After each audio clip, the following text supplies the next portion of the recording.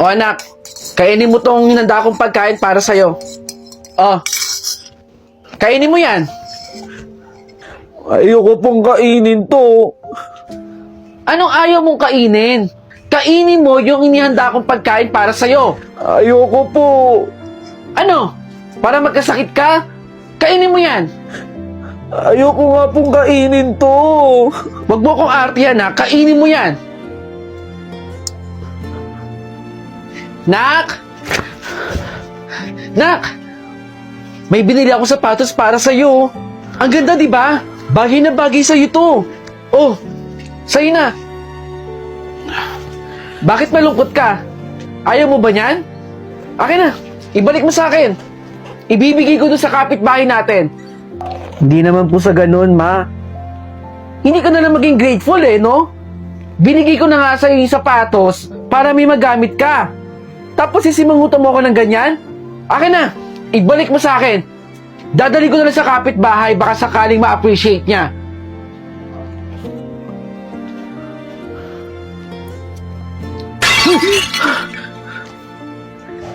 Ano na naman yung binasag mo? Ikaw hindi ka talaga nagtitino no? Lahat na lang puro perwisyo. Perwisyo ang binibigay mo sa akin. Oh, halika nga rito. Aray ko ma! Ikaw, ayusin mo anak. Para hindi kita nasasaktan, ha? Lagi na lang ganyan. Sorry na po, ma. Sorry na po. Saglit. Mrs. De La Cruz, sino sila? Nandito po kami para bisitahin po kayo. Hindi na ulit kayo bumalik sa ating mental health center. Yung anak ko, Mrs. De La Cruz, 2 taon na pong patay ang inyong anak. Hindi siya patay. Anong pinagsasabi ninyo? Hindi pa siya patay. Kaya nga po kami nandito para tulungan po kayo. Tara, isama na natin si Mrs. De La Cruz. Saan niyo ko dadalhin? Sumama na lang po kayo, Mrs. De La Cruz. Saan?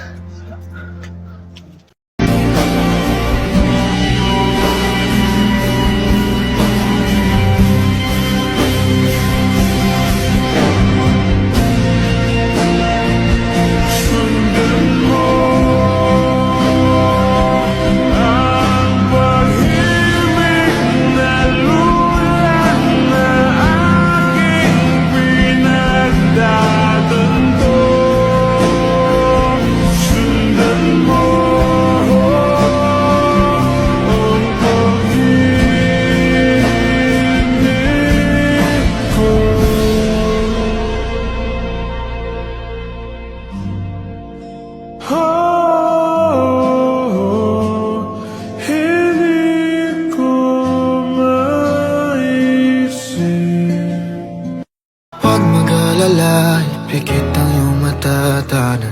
Pahinga muna, ako na. Huwag mag-alala, ipikit ang iyong mata, tanan. Pahinga muna, ako nang bahala. Mas masalaw isang ginagawa, pahinga muna, ako na. La-tsara-tsara, la-tsara-tsara, la-tsara-tsara-tsara.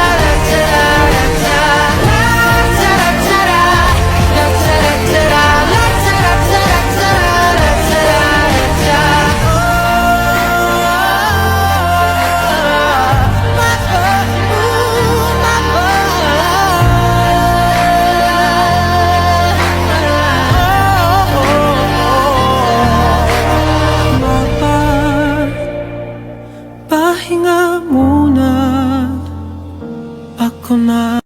Uy, congrats, De La Maraming Cruz. salamat. Nandiyan na si De La Cruz. Salamat. De La Cruz, magpa-blowout ka naman dyan. Ay, oo naman. Pag nakaluwag-luwag kami sa mismong graduation natin, maghahanda kami. Iimbitahin ko kayong lahat. Pangako yan. Ang lakas mo mag-imbita no? Napakasumero mo. De Guzman? Anong akala mo, ikaw talaga yung valedictorian? Totoo namang sinabi ng teacher natin na ako yung valedictorian, di ba? Dapat ko talaga siyang paniwalaan. Mamaya, magkakaalamanan tayo, De La Cruz, kung sino ba talaga ang tunay na valedictorian dito. Good morning, class. Good morning po, principal. Wala si Sir Cruz ngayon. Ako muna ang papalit sa kanya. I have to make an announcement, class. Mula sa sinabi ni Sir Cruz, nais ko lang humingi ng paumanhin kay De La Cruz sapagkat ang ating valedictorian ngayong taon ay walang iba kundi si De Guzman. Maraming salamat po, principal. Paano po nangyari yun na si De Guzman ang valedictorian? Kahit tingnan niyo po yung mga records ko dito. De La Cruz, narinig mo naman ang sinabi ko, di ba? Si De Guzman ang ating valedictorian. Binabati kita, De Guzman. Principal, gusto ko pong hamunin si De Guzman. Mag-quiz bee po kaming dalawa. Para mapatunayan ko po sa inyo na ako po ang karapat-dapat na maging valedictorian at hindi si De Guzman. Ano yung pinagsasabi mo? Alam mo, De La Cruz, hindi kita papatulan sa kung anumang hamon ang gusto mong gawin. Kasi hindi ka naman kapatol-patol eh. Mas deserve ko ang valedictorian. Maraming salamat, principal. Pero ma'am, wala na kung ano-ano, De La Cruz. Sige po, Vice. Okay po. O sige, susunod ako sa klase nyo. Sakto, Sir Cruz. Good morning po, ma'am. Katatawag lang ni Vice. Pamangkin niya pala si De Guzman. Pwede mo pa naman bawiin eh. Yung sinabi mo sa klase mo, mas deserve po ni De La Cruz. Alam naman natin na si Vice Mayor ay iipitin tayo sa budget kung hindi natin gagawin valedictorian yung pamangkin niya. Sana maintindihan mo yon, Sir Cruz. Dito tayo ngayon sa birthday ni James. Yan, paayos na lang. Happy birthday, James! Hoy! Akala ko hindi ka na pupunta. It's a prank! Kaway ka dito. Alam mo, pwede ka talagang vlogger eh. Greatest prankster! Siyempre, prank lang yun. Pwede ko bang kalimutan yung birthday mo?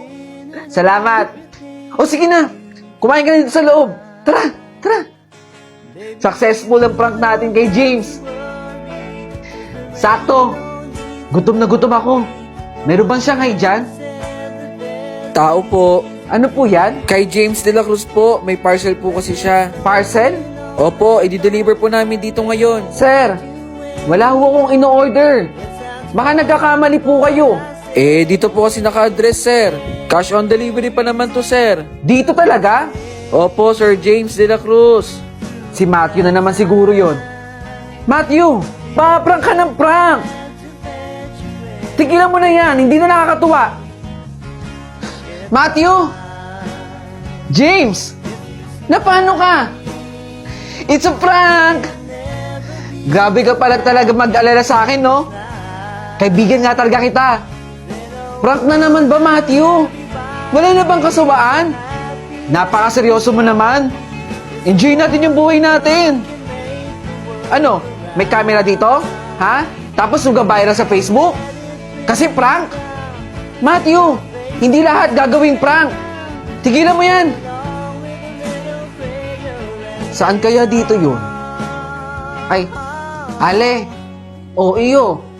Tanong ko lang po. Saan po ba dito yung store ng bilihan ng magandang camera? Yung pang-vlog po. Camera. Ah, doon, iyo.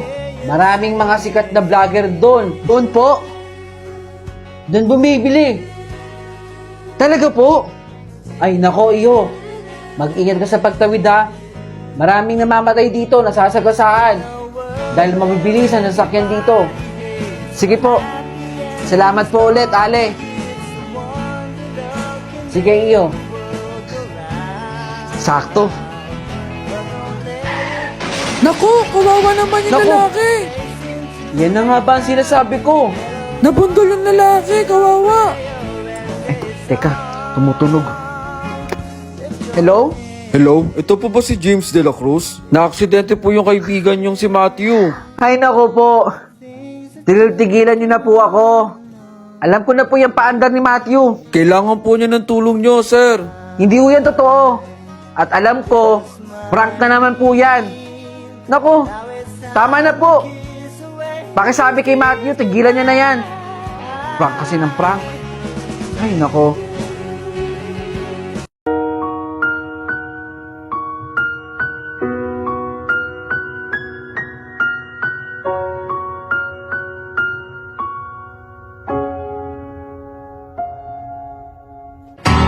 sorry, don't leave me. I want you here with me. I know that your love is gone.